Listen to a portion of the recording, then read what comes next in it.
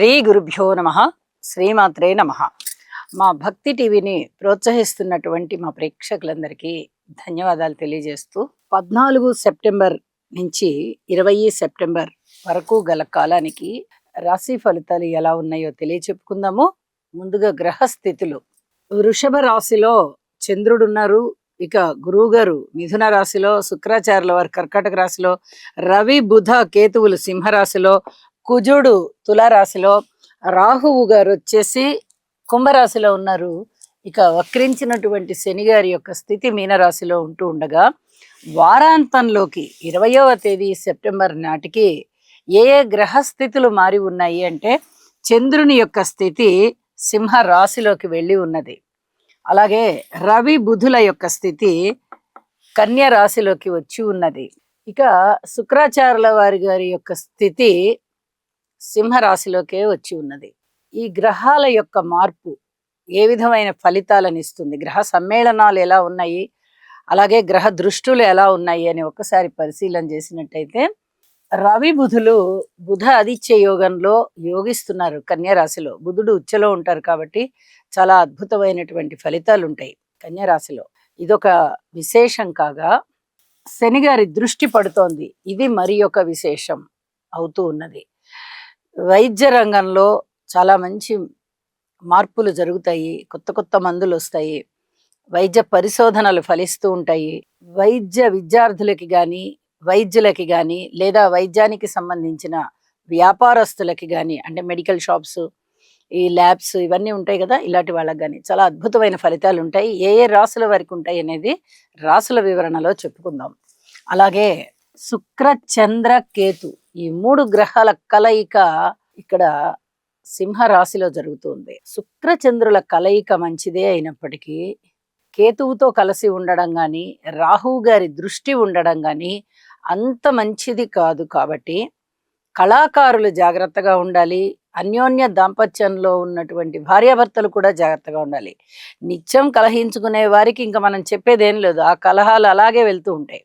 కానీ ఎంతో అన్యోన్యంగా ఉండేవారండి అనేటటువంటి భార్యాభర్తల మధ్యలో కూడా ఏమన్నా చిన్నపాటి విభేదాలు వచ్చే అవకాశాలు ఉంటాయి. కాబట్టి జాగ్రత్తగా ఉండాలి. ఏ ఏ రాసుల వారు మరిన్ని జాగ్రత్తలు తీసుకోవాలి అనేది రాసుల్లో చెప్పుకుందాము. అలాగే గురువు గారి యొక్క పంచమ దృష్టి కుజుని మీద ప్రసరిస్తూ ఉంది. కుజుని వల్ల ఏర్పడేటటువంటి దుష్ట ఫలితం ఏదైనా ఉందా అంటే అది తగ్గుతుంది.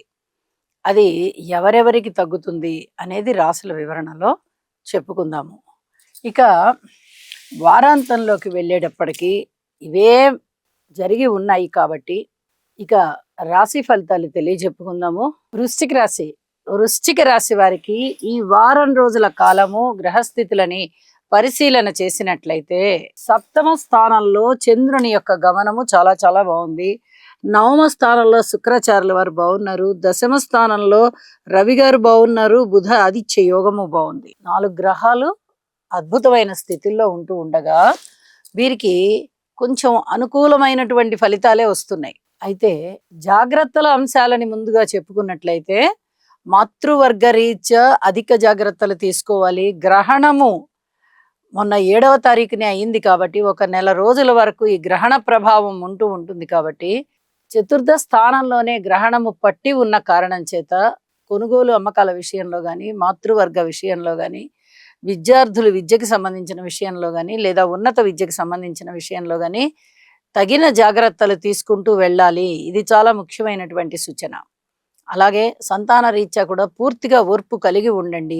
ఇది కూడా చెప్పదగ్గ సూచనగా తెలియజేస్తున్నాను. ఇక వివాహాది శుభకార్యాలు కొంచెం దగ్గరకు వచ్చే పరిస్థితి. పబ్లిక్ రిలేషన్స్ బాగుంటాయి. రాజకీయ నాయకులకి చాలా చాలా బాగుంటుంది. ఏదైనా వ్యాపారం పెట్టాలి అనుకునే వారికి కూడా అనుకూలమైనటువంటి పరిస్థితులు ఎదురవుతూ ఉంటాయి, ప్రారంభమవుతాయి. అనుకూలమైన పరిస్థితులు ఉండడం చేత వ్యాపారం ప్రారంభించడానికి అన్ని సన్నాహాలు చేసుకుంటారు అని చెప్పి తెలియజేస్తూ ఉన్నాను. ఇక పిత్రార్జితాలు బాగుంటాయి. పితృవర్గ రీత్యా వచ్చేటటువంటి ఏ చిన్న సహాయ సహకారాలైనా కూడా చాలా బాగా లాభిస్తాయి అని చెప్పచ్చు. ఉద్యోగ జీవితంలో కూడా ఉన్నతి సాధిస్తారు. 10వ స్థానంలో రవి గారు ఉన్నారు. బుధ ఆదిత్య యోగము ఉంది. ఇప్పటి వరకు రాహు గారి దృష్టి ఉన్న కారణం చేత అంతగా లేకపోయి ఉండొచ్చు. కానీ అద్భుతమైనటువంటి ఫలితాలు ఇక చివరికి వచ్చేసింది కాబట్టి రాశిలో ఆ రవి బుధుల యొక్క సంచారం చివరికి వచ్చేస్తోంది కాబట్టి రాహు గారి యొక్క దృష్టి అంత పూర్తిగా నిరోధించే ఫలితాలను ఇవ్వదు కాబట్టి ఇక్కడ చాలా బాగుంటుంది. ఇక వారాంతంలోకి వచ్చేటప్పటికి రవి బుధులు లాభస్థానంలోకి వచ్చేసరి ఇంకా ఇంకా అద్భుతమైన ఫలితాలు ఉంటాయి. ఇది చాలా చెప్పదగినటువంటి సూచన. అలాగే శుక్ర చంద్రులు దశమ స్థానంలోకి వచ్చున్నారు. వీరిద్దరూ కూడా చాలా బాగుంటారు. అంటే ఇప్పటి వరకు ఒక స్తబ్దత కలిగినటువంటి కాలము ఇప్పుడు మంచి చలనాన్ని వేగాన్ని అందుకుంటోంది. ఇప్పటి వరకు వృశ్చిక రాశి వారికి అంతగా శుభకరమైన ఫలితాలు లేవు, కానీ ఇప్పుడు అద్భుతమైనటువంటి ఫలితాలు వస్తూ ఉన్న కారణం చేత అన్ని విషయాలలోనూ మార్పులు వస్తాయి. అనేక విధాల మార్పులు వచ్చి చాలా చాలా ఉల్లాసంగా ఉంటారు వీరు. ఏదైనా జీవితంలో ఒక్క మంచి మార్పు జరుగుతుంటేనే ఎంతో సంతోషంగా ఉంటాము. అలాంటిది దశమము బాగుంది, ఏకాదశము బాగుంది, శని కుజుల పరస్పర దృష్టి కూడా వీడిపోయింది, అన్ని విధాలా బాగుంది కాబట్టి జీవితం మళ్ళీ తిరిగి సంతోషంగా ప్రారంభమవుతుంది అని చెప్పి తెలియజేస్తూ అన్ని గ్రహాలకి కూడా స్తోత్రపారాయణాలు చేసుకోండి. ఇది చాలా చెప్పదగినటువంటి సూచన. అలాగే నవధాన్యాలు దానం ఇవ్వండి, ఇది కూడా చెప్పదగినటువంటి సూచనగా తెలియజేస్తూ ఉన్నాను. శుభం. శుక్రగ్రహం యొక్క అనుకూలత కొరకు హిమకుంద మృణాళాభం దైత్యానాం పరమం గురుం సర్వశాస్త్ర ప్రవక్తారం భాగం ప్రణమామ్యహం.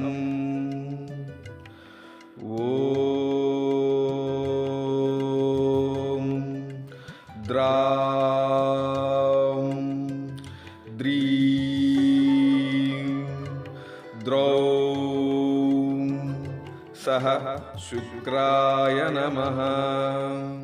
చంద్రగ్రహ అనుకూలత కొరకు దధిశంక తుషారాభం క్షీరోదార్ణవ సముద్భవం నమామి శశినం సోమం శంభోర్మకుటభూషణం. ఓం శ్రాం శ్రీం శ్రౌం సహ చంద్రాయ నమః. బుధగ్రహం యొక్క అనుకూలత కొరకు ప్రియంగు కలికాశ్యామం రూపేణ ప్రతిమం బుధం సౌమ్యం సౌమ్య గుణోపేతం తం బుధం ప్రణమామ్యహం. ఓం బ్రాం